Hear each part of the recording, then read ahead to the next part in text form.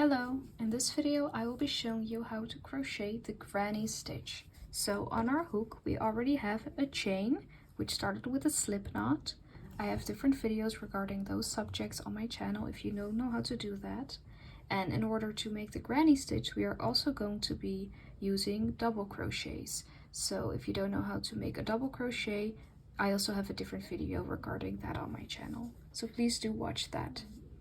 Now we want to make our second row with granny stitches, and just like starting any other row, first we are going to be making mock-up stitches, and this is because we cannot crochet our desired stitch into the loop on our hook right now.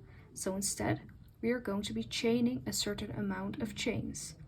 And I always hold my work like so to make our first mock-up stitches, because it already automatically creates this corner.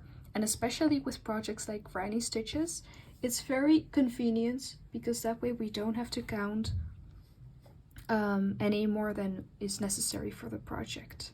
So just crochet 1, 2, because for double crochets we make 2 mock-up stitches. Now we are going to be crocheting another chain, and this chain is part of our project. So 1. So now that we have chained 1, we are going to be counting in our gaps. So we are going to be counting to 4 gaps. So 1, 2, 3, 4. And into this 4th gap, we are going to be double crocheting. So by double crocheting, we just yarn over, stick our hook into the gap, pull the yarn through the next 2 and the next 2. This is double crocheting, just like you know or saw in my other video. Now our next step is to double crochet 2 more double crochets into this same gap. So 1, this is the second double crochet, and then this is our last double crochet, our 3rd double crochet. And this process we are going to be repeating. So chain 1, count to the 4th gap, which is 1, 2, 3, 4, and double crochet 3 double crochets into this gap. So this is 1, 2, 2, and 3. So just repeat this step over and over until you have reached the end of your row, and then I'll be showing you how to make the second row. So now that we have finished our first row, I'm going to be showing you how to make the second row. So first, we are going to be chaining another 2 as our mock-up stitch for the next row. Then we are going to be turning our work. So as you can see, if you're familiar with a different stitch called the V-stitch, which I have a tutorial for on my channel, you'll know that we are going to be crocheting into the gaps, which is pretty common for these kinds of stitch works. But before that, we need to make sure that we don't have decreases. So we are going to be chaining another 1, just like we did with the bottom row. And then just double crochet 3 into the gaps.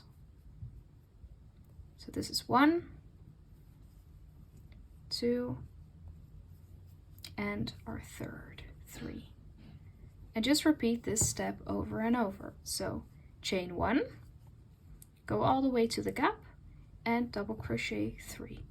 So this might feel a little uncomfortable because you kind of get this feeling, especially when you do it for the first time, that you're accidentally skipping stitches or making decreases, but don't worry, this is not happening. We're still making the same amount of stitches in total, same amount of crochets as there were in the beginning in our base chain, which is why we make 3 double crochets into the gap.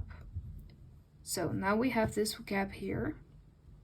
We're also going to be double crocheting 3 into this one.